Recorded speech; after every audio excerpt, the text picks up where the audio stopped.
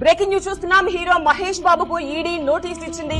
Promotion కింద 3.4 కోట్ల రూపాయలు తీసుకున్నట్టు ఆరోపణలు ఉన్నాయి. ఏం చేసి దుడ్డు సంపాదిస్తున్నాడో చెప్తాండారు గానే, సంపాదించి దుడ్డు ఏం చేస్తున్నాడో చెప్తాండారా? బుర్రిపాలెంను దత్తత తీసుకున్న మహేష్ బాబు ఒక మెడికల్ క్యాంప్ ను కూడా కండక్ట్ చేశారు. మదర్స్ మిల్క్ బ్యాంక్ ను నమ్రత ప్రారంభించారు. 9 నెలల చిన్నారి గుండె సంబంధిత సమస్యతో బాధపడుతోంది.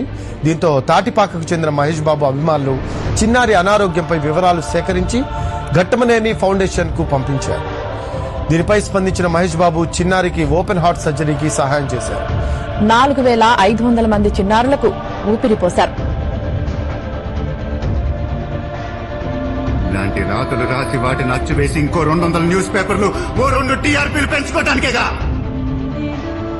ఆ మంచితనం కూడా నేర్చుకోకూడదు అనుకుంటున్నాను. మంచితనం అంటేనే అడ్వాంటేజ్ తీసుకుంటారండి. సో అది ఎక్కడో నేను అది నేర్చుకుంది ఏంటంటే మరి అంత మంచిగా కూడా ఉండకూడదేమో.